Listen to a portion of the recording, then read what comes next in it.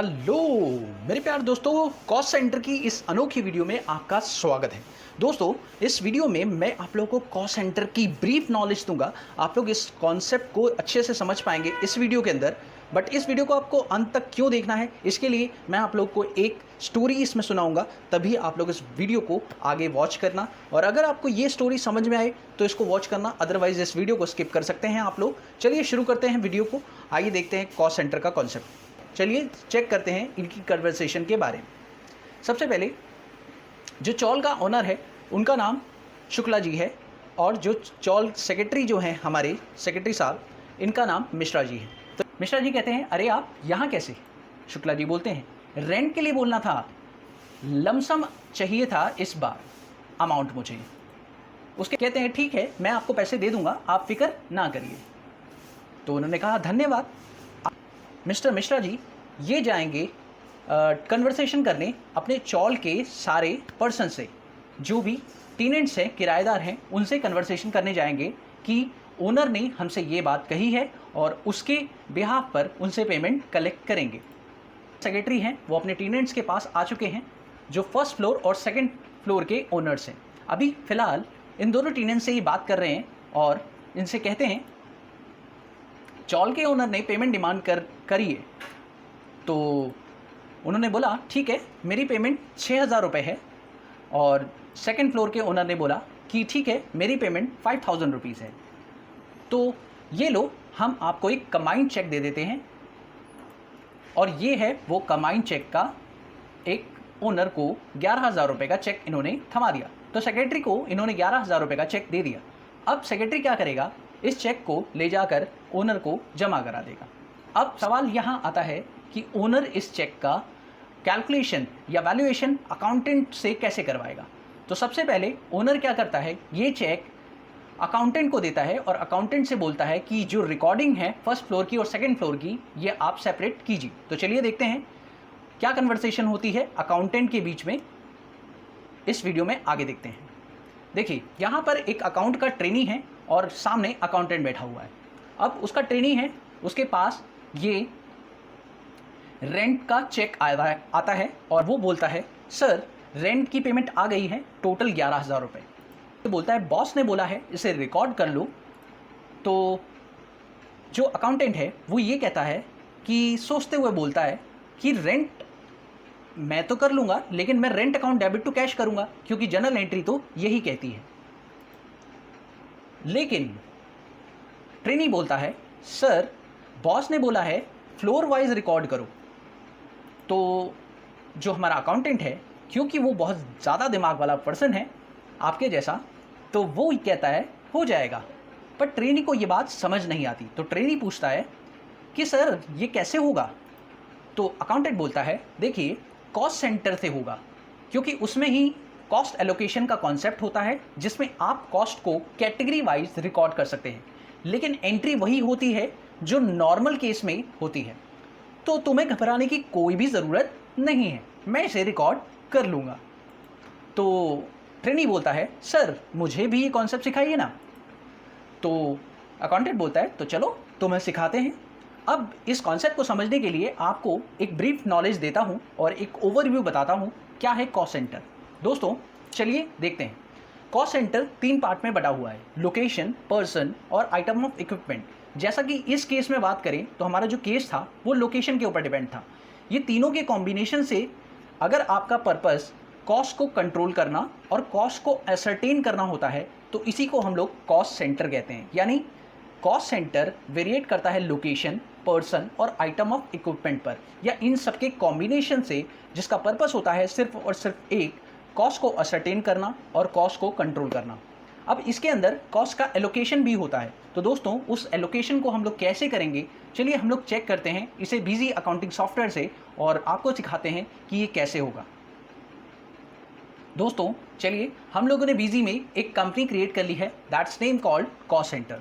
अब हम लोग यहाँ पर चलते हैं मास्टर्स पर, और यहाँ पर सबसे पहले हम लोग कॉन्फ़िगरेशन सेट कर लेते हैं। फीचर एंड ऑप्शन पर जाएंगे और फीचर एंड ऑप्शन पर जाकर आप लोग यहाँ पर अकाउंट्स पर जाकर आप लोग सबसे पहले कॉस्ट सेंटर का जो फीचर है उसे ऑन कर लेंगे। जैसे ही आप लोग कॉस्ट सेंटर का फीचर ऑन करेंगे तो आपको यहाँ पर एक ऑप्शन दिखाई देगा that's it, non revenue and revenue. Cost centre का जो पर्पस होता है वो रेवेन्यू ट्रांजैक्शंस यानी कि कैश ट्रांजैक्शंस के लिए भी होता है, यानी एलोकेशन कैश के लिए भी की जा सकती है और नॉन कैश ट्रांजैक्शंस के लिए भी की जा सकती है। अभी जो हमारा केस था, जो स्टोरी थी, कहानी थी, उसमें हमारा रेवेन्यू ट्रांजैक्शन था, यानी उस केस में हम लोग पेमेंट कर रहे थे और वो कैश का ट्रांजैक्शन था, तो उस केस में हमारा कॉस्ट सेंटर काम कर सकता था।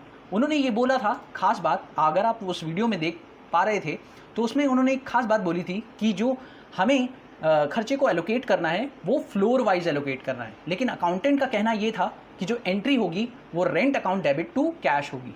तो कैसे ये पॉसिबल है कि एंट्री भी rent account debit to cash हो जाए और एलोकेशन भी हो जाए फर्स्ट फ्लोर और सेकंड फ्लोर का? इसको कैसे करेंगे आइए देखते हैं।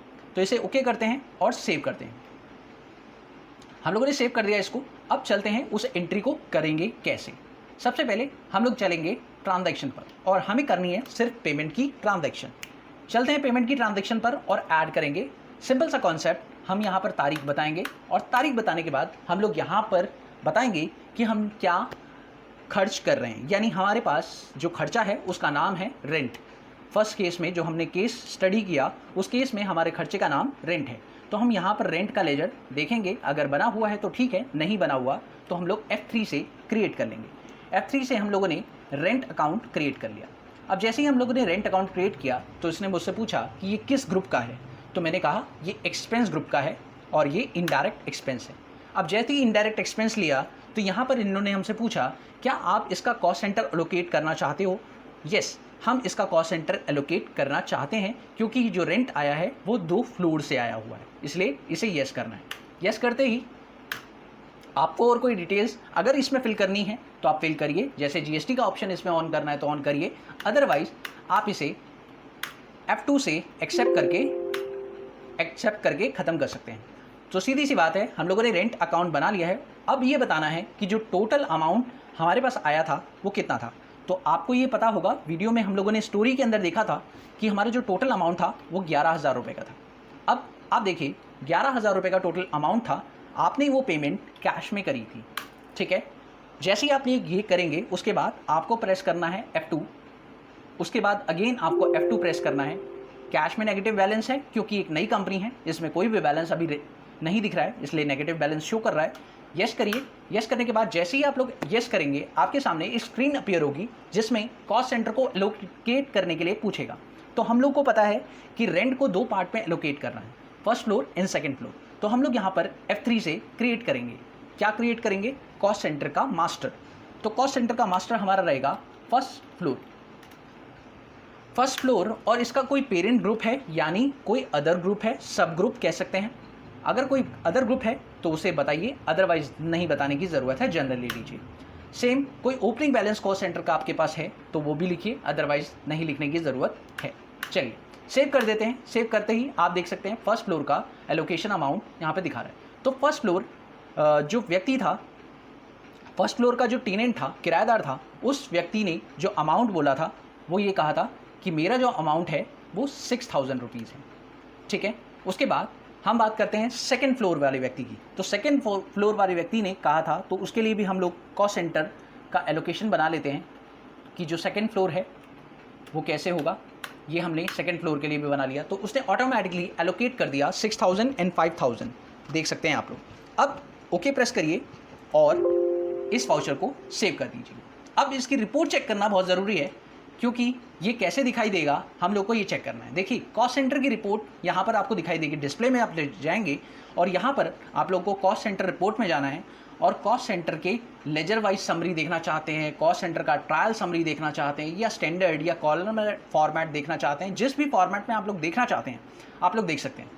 और अगर आप लोगों को रिपोर्ट्स के सेक्शन में थोड़ी सी प्रॉब्लम हो रही है तो आप लोग आई बटन में जाकर मेरा वीडियो देख सकते हैं, उसके रिपोर्ट सेक्शन के अंदर आपको रिपोर्टिंग का थोड़ा सा आइडिया मिल जाएगा, कहते हैं हम लोग रिपोर्ट चेक कर सकते हैं। तो चलिए यहाँ पर सबसे पहले हम लोग देख लेते हैं इसका format. Standard format monthly basis पे देखा जा सकता है। कॉस्ट सेंटर के अकाउंट वाइज समरी, एक कॉस्ट सेंटर की देखनी है या सारे कॉस्ट सेंटर्स की देखनी है, तो मुझे अभी तो एक कॉस्ट सेंटर की देखनी है और जो मेरा कॉस्ट सेंटर है वो फर्स्ट फ्लोर का है और फर्स्ट फ्लोर के सारे ग्रुप्स देख रहे हैं। तो मैंने कहा ऑल अकाउंट्स देखने हैं और एंटर करते ही फर्स्ट फ्लोर पे होने वाला जो भी खर्चा है मेरे पास वो एलोकेट हो चुका है। अगर मुझे ऑल ओवर देखना है कि जो मेरा कॉस्ट सेंटर एलोकेशन हुआ है ऑल ओवर वो कितना है, तो मुझे ग्रुप सिलेक्ट करना पड़ेगा कि जनरल के अंदर मेरा ऑल ओवर अप्रैल के अंदर कितना है। तो ये देखिए अप्रैल के अंदर जो भी जनरल मेरा मंथली स्टेटमेंट निकला उसमें मेरे को पता चल गया कि फर्स्ट फ्लोर के लिए मैंने कितना खर्च किया है और सेकेंड फ्लोर के लिए मैंने कितना खर्च किया है। So this is the concept जो है सिंपल एक कॉस्ट सेंटर का कॉन्सेप्ट कैसे करते हैं आप लोग को सिंपल इस वीडियो में मैंने बता दिया और वीडियो में बहुत ही क्लियर तरीके से आप लोगों को कॉन्सेप्ट समझा दिया है। आप लोग इसे यूज़ करें, प्रैक्टिस करके देखें। अगर आपको कोई डाउट लगता है तो आप लोग मुझे कमेंट सेक्शन में पूछ सकते हैं। Thank you so much for watching my video. Have a wonderful day दोस्तों। Happy learning. बाय।